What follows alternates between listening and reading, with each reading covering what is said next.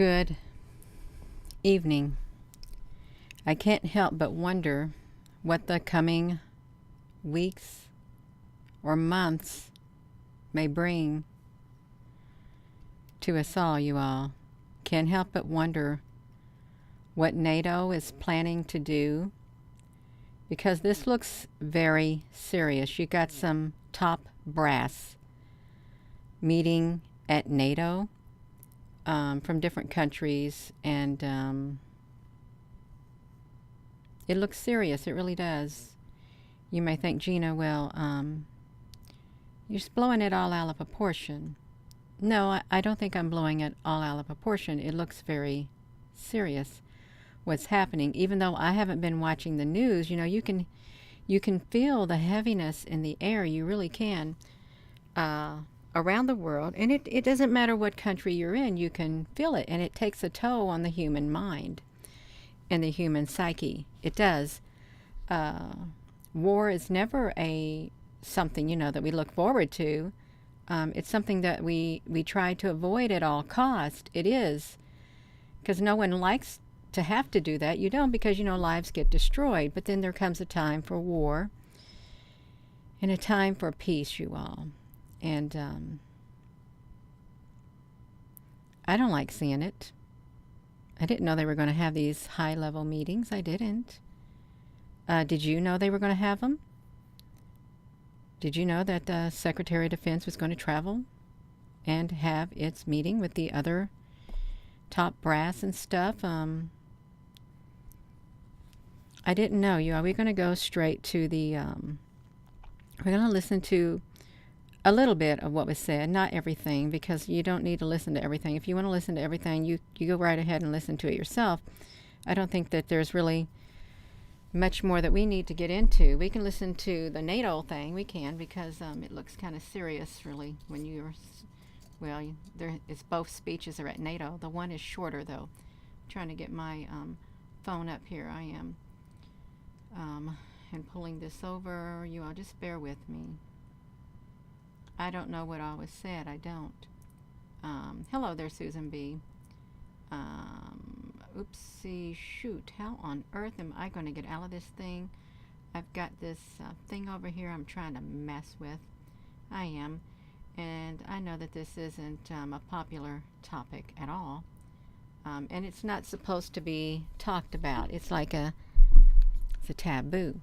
Well, I like taboo. I do. I've already got myself in trouble anyway. What's a little bit more taboo about what's going on in the world, you all? What is?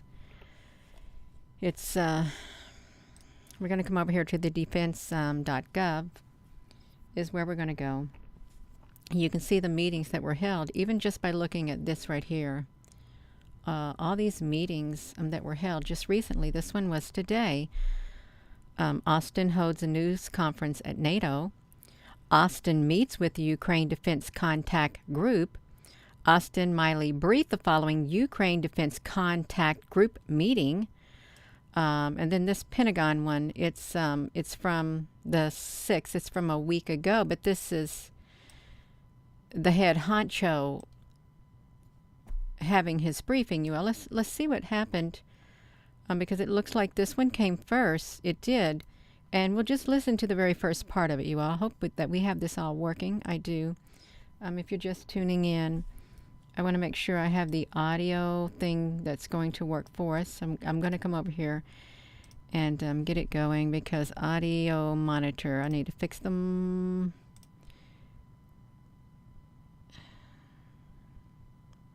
Okay. I guess I got it. I do. Let's come over here, you all. Let's look at this. If you're just tuning in, hello. We can see that we have a few people in this live stream. You can see who you are. Just around 3 people in the live chat, you all. That's right. There's just like 3 people. 1, 2, 3, 4 people in the live chat. If you're just tuning in, we're getting ready to look at this briefing that was held. I want to make sure we can hear it. Oopsie.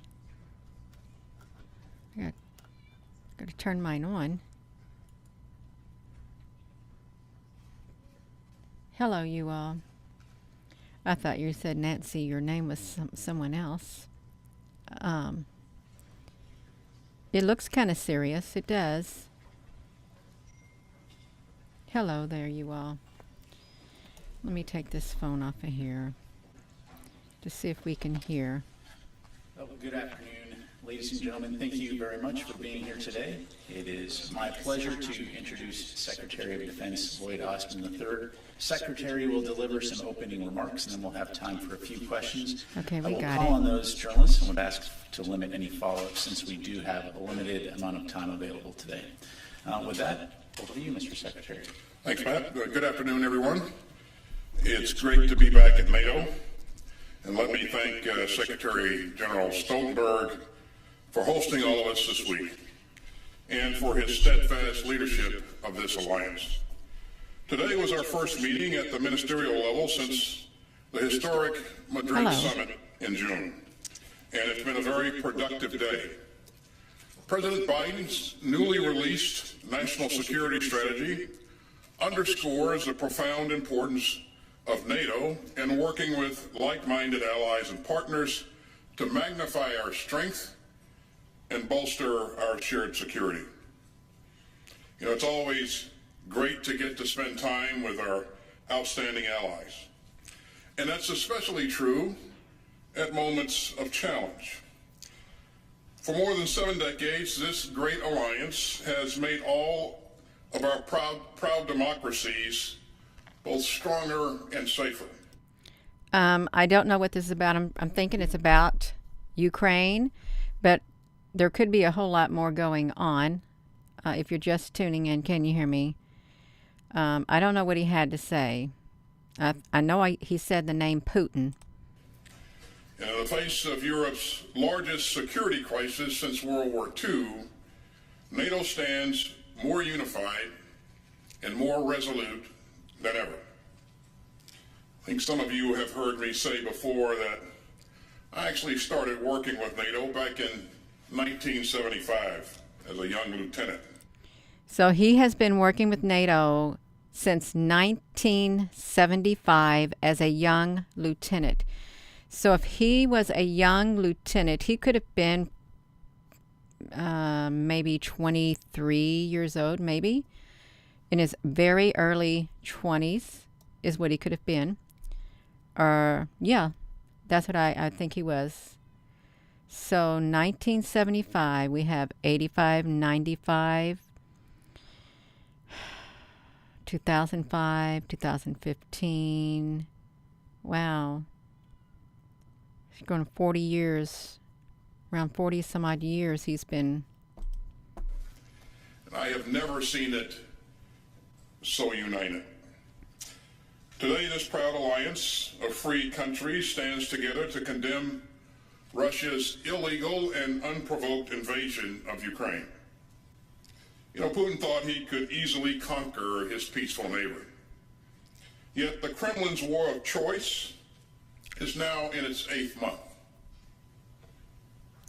Putin's mobilization effort, his bellicose rhetoric, his cruel attacks on civilian targets, and his hollow attempt to annex Ukrainian territory all show how Ukraine's courage and skill have disrupted Russia's hope for a quick war of conquest. It's not quick. Not at all. It's lingering. NATO continues to make clear that we will not be dragged into Russia's war of choice, but we will stand by Ukraine as it fights to defend itself. And we will continue to strengthen NATO's collective defense. NATO has responded robustly and decisively to Russia's imperial invasion. And our determination to protect every inch of NATO territory is unwavering. Allies have placed tens of thousands of troops under direct NATO command, along with significant air and naval assets. And I'm deeply proud of the progress that we've made in the past several months to protect all allies from Russian aggression. Today we discuss the work that we've done since the recent NATO summit. And I know that we are laser focused on implementing the decisions taken by our leaders in Madrid. We discussed additional steps that the alliance is taking to strengthen our collective defense. And we had frank and productive conversations about how Russia's invasion of Ukraine affects Allied security. We discussed our efforts to address the critical issue of ammunition stockpiles and defense industrial capacity. And I'm confident that our work here will help ensure that our allies maintain credible deterrence and defense while we continue our steadfast support of the brave citizens of Ukraine. Why do they have NATO, and then why do they have NATO backwards, OTAN? Does anyone know that? I don't understand why they have it backwards in here, you all. What is the meaning of OTAN? Do you all know? NATO and OTAN. As above, so below. Odin? Susan, honey, yeah. OTAN. As above, so below. Yeah. Somebody look that up and put that in here. It means it has two acronyms. In French, NATO is OTAN, which stands for the Organisation du Traité de l'Atlantique Nord. Oh, wow. Thank you, Christopher. That's interesting. That is. Thank you. So he's talking about that. We're not going to make this long. That's when he's coming down. And before that, he had this one. He had the meeting with Ukraine Defense Contract Group, you all. We're just going to listen to a little bit from both. That way it's not so, drawn out.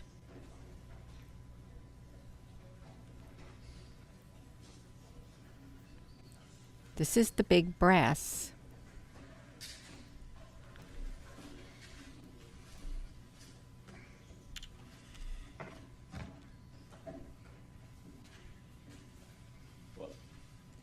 Good evening, ladies and gentlemen. Thank you very much for being here. It is my pleasure to introduce Secretary of Defense Lloyd Austin III and Chairman of the Joint Chiefs of Staff General Mark Milley.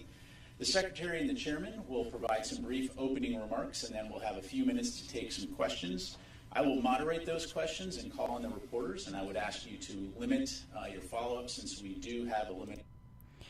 He looks extremely tired. He has big puffy things underneath his eyes. He looks like he has not slept in days. If he has slept, he's only slept maybe a couple hours, maybe 4 hours in probably 4 days. Amount of time today, and I appreciate your assistance with this. Mr. Secretary, over to you, sir. Thanks, Pat. Well, good afternoon, everyone. We've made excellent progress at our 6th meeting of the Ukraine Defense Contact Group. And we were joined by my good friend, Oleksiy Reznikov, Ukraine's Minister of Defense, and by Major General Moskalyov, Ukraine's Joint Forces Commander. I'm very grateful to them for joining us and for their heroic leadership. They updated the contact group on the latest battlefield dynamics, on Ukraine's priority needs, and on Ukraine's requirements to defend itself for the long haul. I'm also very pleased that ministers and chiefs of defense from some 50 countries took part in today's discussion. 50 countries, you all, in today's discussions. So I think that was today. I do. I would say because they got the same clothes on. Yeah, he does. He's got the same tie on. So 50 countries. Hello, everyone. And, you may not agree with everything that is said. I may not agree with everything that is said. But it's being said, and I think we might find some clues as to what the weeks ahead and months ahead holds. And I hope it's not years, because the way they talk, they're not going to get any weapons. Some weapons ain't going to get to them until a couple of years. That again underscores the resolve of the international community to support Ukraine's self-defense after Russia's cruel and unprovoked invasion. And that resolve has only been heightened by the deliberate cruelty of Russia's new barrage against Ukraine's cities. Those assaults on targets with no military purpose again reveal the malice of Putin's war of choice. But Russia's atrocities have further united the nations of goodwill that stand with Ukraine. Oh, wow, in Florida. So we are here because rules matter, because rights matter, and because sovereignty matters.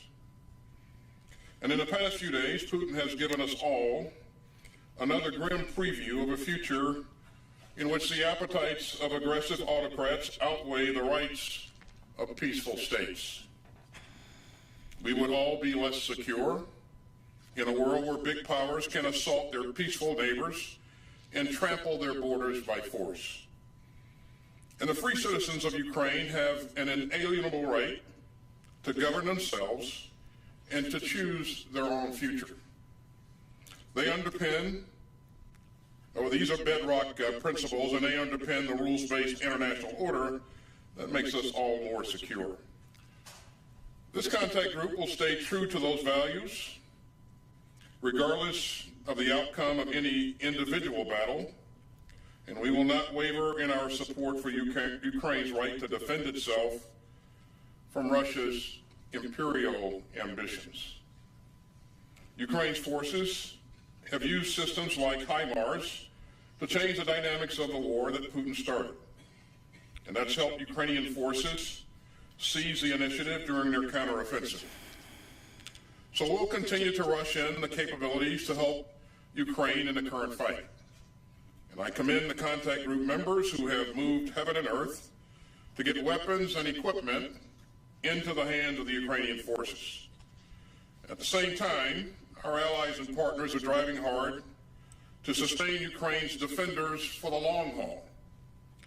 As the conflict has evolved, Long haul. the mission of this contact group has evolved as well. So today, the contact group underscored our shared commitment to keep on supplying Ukraine's defenders with the capability that they will need in the difficult weeks, months, and years ahead. Years. We discussed ways to do even more to train Ukrainian forces who are making such impressive use of their new capabilities. And we pushed to galvanize our industrial bases to fire up production for the systems to defend Ukraine, even while meeting our own security needs. He said for years. That's long-term planning. I couldn't imagine being embroiled in war for years. That is constant fighting. That literally will wear a person's spirit down, wear their body down, wear their defenses down. Wow. The leaders here built on the important progress from the September 28th meeting of our national armaments directors under the auspices of this contact group.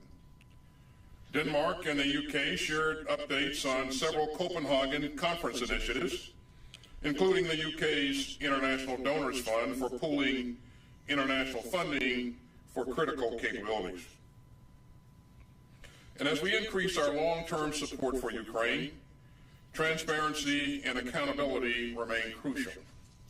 At today's meeting, we discuss the accountability measures Ukraine is using to ensure that advanced weapons are fully tracked.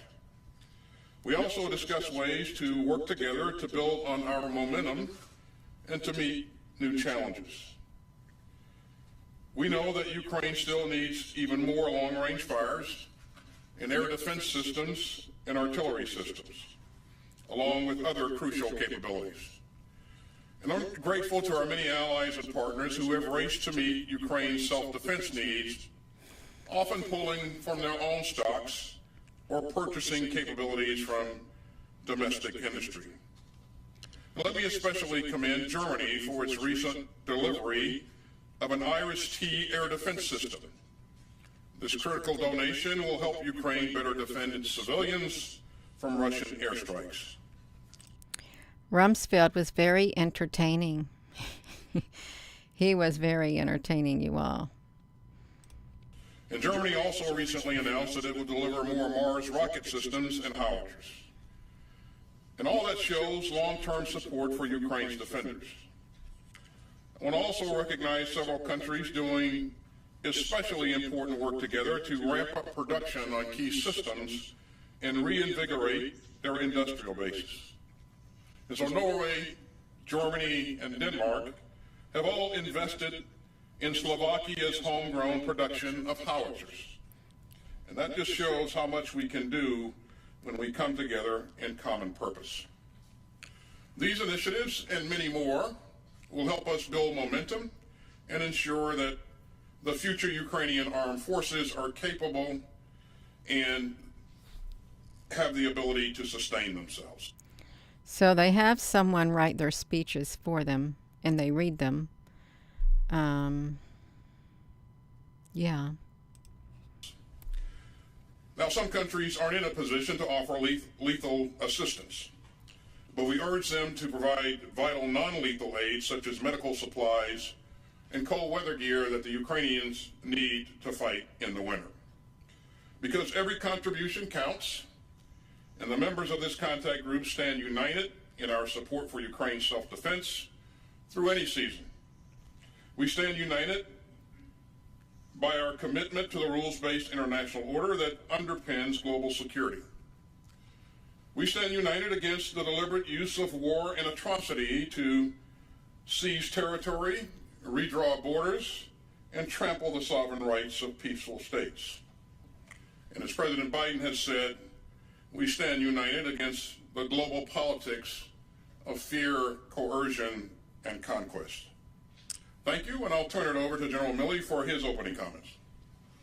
Thanks, Secretary Austin, and thank you for your steadfast leadership. This contact group would not even be in existence without the leadership of Secretary Austin. I've never heard him speak before. I never knew who he was, this General Milley. Have you all heard him speak before? I don't know what the things are on his sleeves either. I can recognize the stars on the top of his shoulders. I never knew who he was. So he's the Joint Chief of Staff. Well, this is kind of interesting, you all.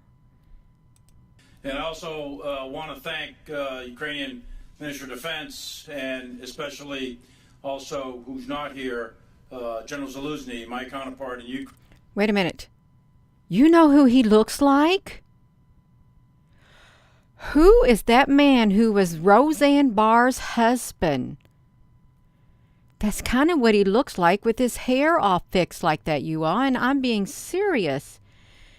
Do you know who I'm talking about? That's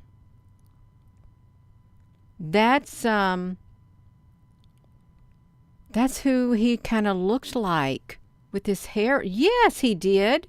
No, not him. Maybe it was somebody else's. There was some other person. Is that the one I'm thinking about? John Goodman. Yeah, somebody. He looked like whoever that guy was. He was an actor. For leading the Ukrainian military in their efforts for their freedom. Okay. I maintain contact with him 2 to 3 times a week. General Cavoli, even more than that, and of course our staffs are in contact on a day-to-day basis.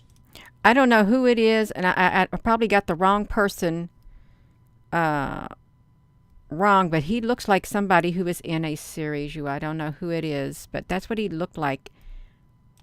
I also want to thank all the ministers and the chiefs of defense that were here at this meeting today, representing 50 countries. That's an incredible statement of resolve and international support for the freedom of Ukraine. And I am confident that this group will stay together for as long as it takes. Today, as Secretary pointed out, this group met for the 6th time with senior representatives from each of these countries. 6th time. It could have been John Candy. And it's a testament to our condemnation, collective condemnation, international condemnation of the illegal invasion of Ukraine by Russia. This fight is not just in Ukraine's interest. It is in the global interest to protect, as the Secretary pointed out, the rules-based international order. And that is our purpose that has been given to us, the uniformed military, from our civilian leadership, which is to Hello, Janie. uphold the rules-based international order that was established some 80 years ago at the conclusion of World War II. And our end state is equally clear. It is to ensure that Ukraine remains a free, independent, sovereign nation. And the ways and means that we are doing that is through security force assistance with lethal and non-lethal aid in order to enable Ukraine to fight for themselves. Ukraine is not asking for soldiers from any other country. The Ukrainians are willing to fight for themselves. All they ask for is the means to do it. And as President Biden has said, and many other national leaders have said, we will do as much as we can for as long as we can, and we will do as much as it takes for as long as it takes. I didn't know that they have on Twitter. I know there's a lot of stuff that goes out on Twitter, but I don't really follow it. That's interesting. This contact group remains critical to the mission of supplying Ukraine with the capabilities they need to fight for their country. And this war is a war of choice by Russia. And Russia is paying an extremely high cost, a high cost in human life, in casualties, in weapons, materiel, and in their economy. Each day that this war goes on costs Russia more and more, and the Russian people begin to suffer. Russia has chosen, in response, to escalate with a recent mobilization of 300,000 call-ups for conscripts. They have tried to conduct an illegal annexation of 4 of the oblasts in occupied Ukraine. They have increased their rhetoric to include rhetoric about nuclear weapons. And of course, in the past few days, Russia has increased their strikes on civilian infrastructure, power generation, and dams. Russia has deliberately struck civilian infrastructure with the purpose of harming civilians. They have targeted the elderly, the women, and the children of Ukraine. Indiscriminate and deliberate attacks on civilians targets is a war crime in the international rules of war. Ukraine and its citizens have suffered greatly, but the people and the nation of Ukraine endure, and they are an inspiration to all. The nations gathered here today are committed to the assisting Ukraine defend itself. Ukraine continues to fight with bravery and honor, and the Ukraine military is making continued progress, as you see in their counteroffensives in the Donetsk, Kharkiv, Kherson, Luhansk, and elsewhere. The Ukrainian military has fought extraordinarily well, and the discussions at this contact group today were about meeting Ukraine's current needs and also supporting them in the long haul. We focused on air defense, on cannon artillery, rocket artillery, maneuver, tanks, infantry fighting vehicles, armored personnel carriers, also discussed training and a wide variety of non-lethal support. These systems and the associated ammunition are critical for Ukraine to continue the fight, and they are employing these weapons extremely well. So I'll stop there, and I thank you and welcome your questions.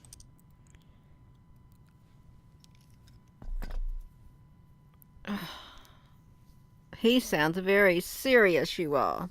Of course, he should be serious. He's military. Oh my gosh. So there's that speech. It's 13:43, and I'll put a link to everything. You can listen to the rest of it yourself, you all. You can. Then there's another one. It's 10:44. Austin meets with Ukraine Defense Contact Group. So this was yesterday. Oh, there he is in there. Oh, they got the same ties on. Okay, this might be the same thing. Wow. So, good afternoon. First, let me extend a warm welcome to our distinguished ministers and chiefs of defense. Thank you for joining us today at today's historic sixth meeting. These are all the chiefs of defense, you all. This is really serious, what's happening. The chiefs of military defense are in that room at NATO or Ukraine, whatever you want to say it. Well, regardless how you feel, there's things going on, and I think it's important that we know what's going on so we know what to expect in the coming weeks, months, and years. Meeting of the Ukraine Defense Contact Group. I would like to give a warm thank you to Ukraine's Minister of Defense, Alexei Reznikov, for joining us in person today. We value your presence and are looking forward to hearing your thoughts here shortly. Please allow me to now introduce Secretary of Defense Lloyd Austin to deliver opening remarks. Mr. Secretary. Thank you, Celeste. Good afternoon, everyone. It's great to see you all at our sixth meeting of the Ukraine Defense Contact Group. We've come together again today, united by our shared determination to help Ukraine defend its sovereignty, its territory, and its people from Russia's unjust and unprovoked assault. The whole world has just seen yet again the malice and cruelty of Putin's war of choice, rooted in aggression and waged with deep contempt for the rules of war. Russia's latest barrage against Ukraine's cities has again killed and wounded innocent civilians and put targets with no military purpose in the crosshairs. He's got a look like he's got a keyboard in front of him that he's looking at, and it lights up. It's something like this, but I think it's got a screen on it or something, you all. He's reading something on a keyboard or on a monitor or something, maybe an iPad or something. But Russia's latest assaults have only deepened the determination of the Ukrainian people and further united countries of goodwill from every region on earth. So we gather again today to support Ukraine's inalienable rights to defend itself. And our resolve and steadiness of purpose has only been strengthened. Now, everyone here understands how this war began. As President Biden noted, quote, "No one threatened Russia, and no one other than Russia sought conflict. Putin chose war, but Ukraine chose to defend itself, and it has done so magnificently. Now, Putin assumed that his forces could quickly conquer all of Ukraine. He assumed that he could roll into Kyiv. He assumed that Ukraine could never mount a counteroffensive. I don't understand how the war happened either. To retake its sovereign territory in Kharkiv and beyond.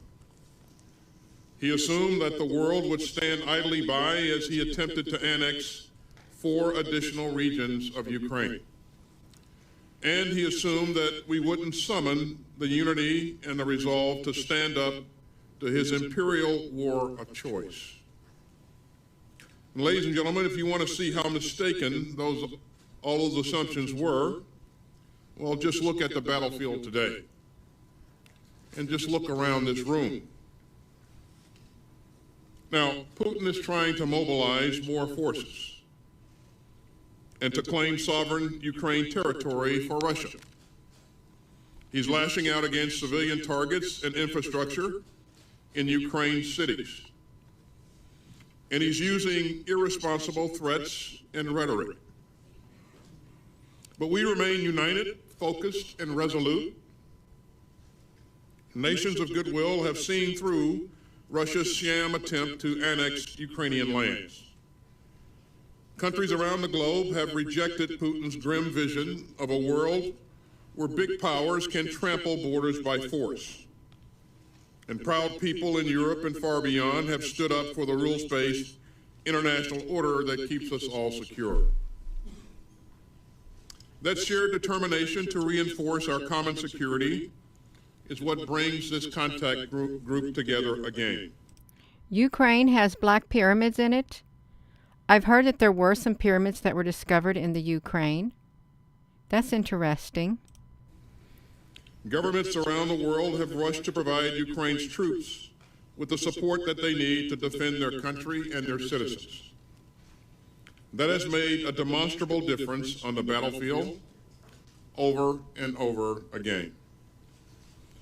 Just since we last met in September, we've all watched as Ukraine has made extraordinary gains on the battlefield. And despite Putin's new assaults, Ukrainian forces have changed the dynamics of this war. They've liberated hundreds of towns from Russian occupation, and they've retaken thousands of square kilometers of their land. These victories belong to the Ukrainian soldiers, but the contact group's security assistance, training, and sustainment efforts have been vital. We've made tremendous progress by working together, and as the war has changed, so has the mission of this contact group changed.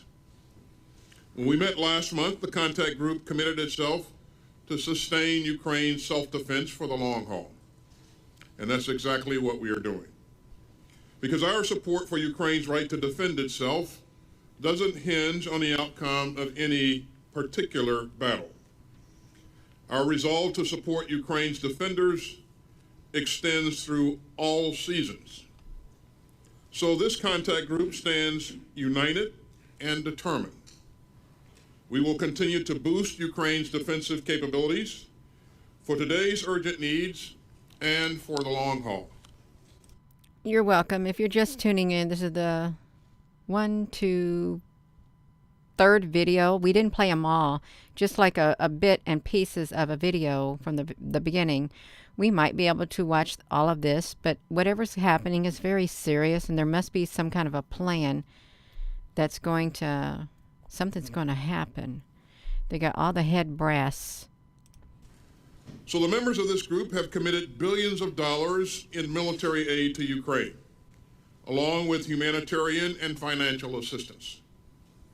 We've also spurred new investments in our industrial bases to meet Ukraine's defense requirements, as well as our own. And my government is deeply committed to helping Ukraine defend itself from Russian aggression. 2 weeks ago, the United States announced a $1.1 billion security assistance package under our Ukraine Security Assistance Initiative. And that included 18 additional HIMARS and their rocket munitions, as well as hundreds of vehicles, dozens of radars, and many counter-unmanned aircraft systems, and much more. And we will produce and deliver these highly effective capabilities over the course of the coming months, and in some cases, years. Even as we continue to meet Ukraine's most pressing self-defense requirements in real time. And just last week, President Biden approved our 22nd drawdown from U.S. stocks to swiftly provide more of the foundational systems that have helped Ukraine succeed on the battlefield. Hello, Beachy. The package includes 4 more HIMARS, 16 M777 howitzers, 75,000 more rounds of 155 millimeter ammunition, and more. Drones. And we are increasingly posturing ourselves to support Ukraine's defense needs for the challenging months and years ahead. I'm proud that with President Biden's leadership, U.S. security assistance to Ukraine since Russia's all-out invasion on February 24th now totals some $16.8 billion. And I'm deeply grateful to our valued allies and partners who continue to come forward with important assistance packages of their own. Our coordinated team approach is helping. Okay, he's talking a lot. He really is talking a lot. We got 8 minutes into the video. It's 10 minutes and 44 seconds. Do you want to hear the rest of what he has to say? If not, we don't have to listen to it, because he's just talking about strategic instruments and stuff like that. Oh, yeah. Okay, that's fine. That's fine. Let's see. It's all him doing the talking. So I don't know why. If somebody wants to hear it, no, yes, no. Well, you can go watch it, because he's still just reading. Yeah, it drains my energy, because there's a lot of energy at this place right here. You can see there's a lot of energy, like from the people in here, the people right here. There's a lot of energy with them walking down here. He was over here in the Philippines. The Secretary of Defense was in the Philippines also. He's been all over the place, but just this recently, just 1 or 2 days, they've been all over the place, you all. Something's going on. Let me put this back to me. I'm going to just copy the defense.gov. I'm going to put the reference here in this so you can see it. I don't like war. I never did, and I don't like to watch movies about war. Someone once told me, Gina, I remember you from years and years ago. And they were talking about past life. Now, you may not believe in it. You and me were nurses in, where did she say we were nurses on the battlefield? Somewhere over there in that area. I can't remember where it was. She goes, don't you remember? And I can't remember. But she said I was. I don't know. If I have, my brain has been wiped clean, you all. They took that little wand and went boop, and my memory is gone. That's right, you all. I don't know what they're doing. I really have no idea what they're doing, you all. It's wild. Y'all, please give this video a thumbs up. We got the information out. We did. You may not like the information. I don't like hearing all that's going on, because, it's war planning and stuff. We fight so many wars on a daily basis in our own lives and, on other levels. But now we've got a big global level is what we've got. Yeah. They got you a long time ago. Yeah, they did. Your wrists were really sore. Jesse James Travel. Now, I have a theory about that. I think you got attacked in your sleep. I do. That's right. You all, it is. So, yeah, I thought that guy kind of looked like, the general kind of looked like, I've got this back to me. Let me see this.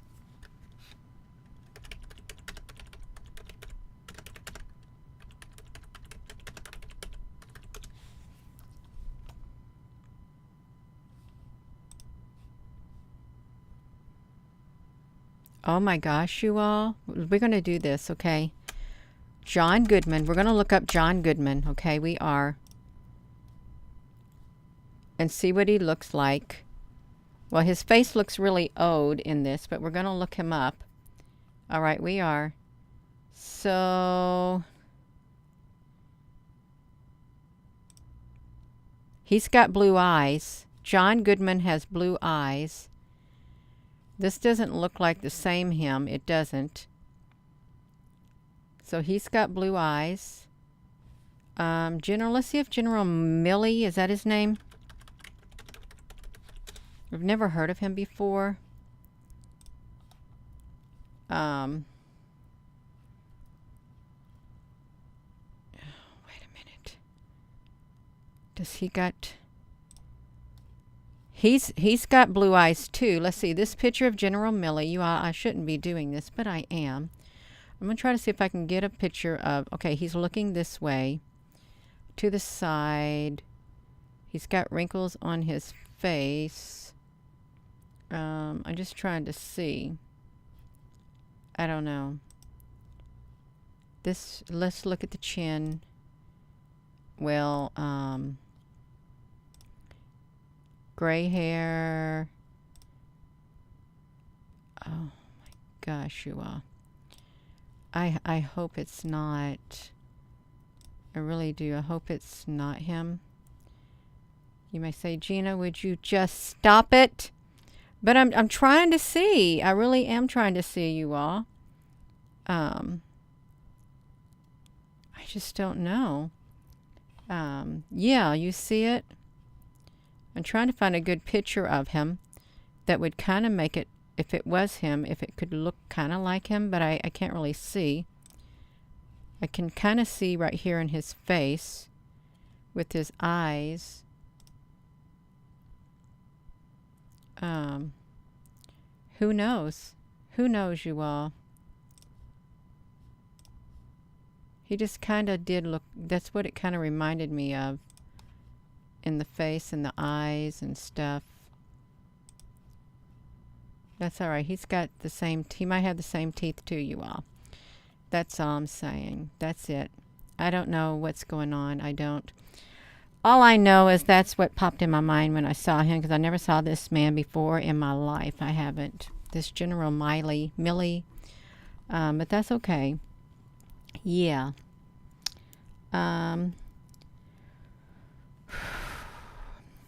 Tony, you say stop. You're holding your hand up. Stop. Okay, Tony. That's okay. Yeah. You can hold the Epstein Bear. The show will continue. Yeah, it will. It will continue, you all. It's all right, I guess. It's fine, I guess. Oh my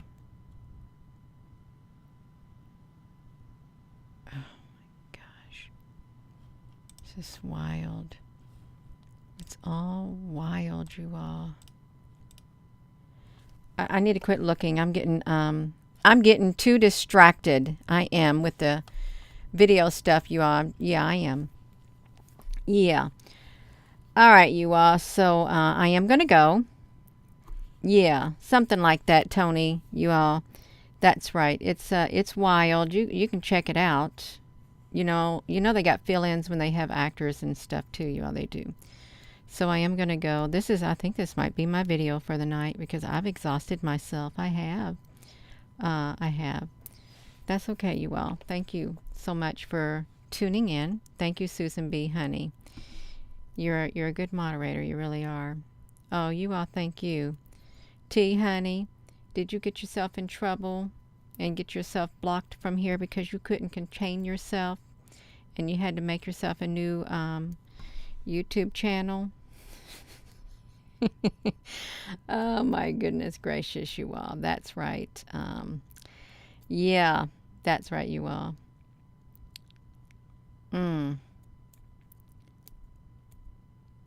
Yeah, I'm good. I'm going to do something, you all. I really am. Might go get me a thermostat and switch out my thermostat in the house from a manual to a digital. I think that's what I'm going to do. Go get me a digital thermostat, a cheap one.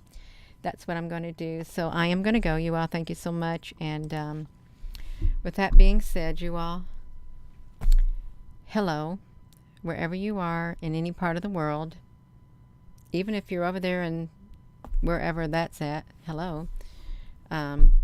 Hello from my heart to yours. Love you. Have a wonderful rest of your evening, you all. Thank you so much for tuning in. And war's not a popular thing. It's not something that people embrace and love. It's not. We try to avoid it at all costs. A lot of us do.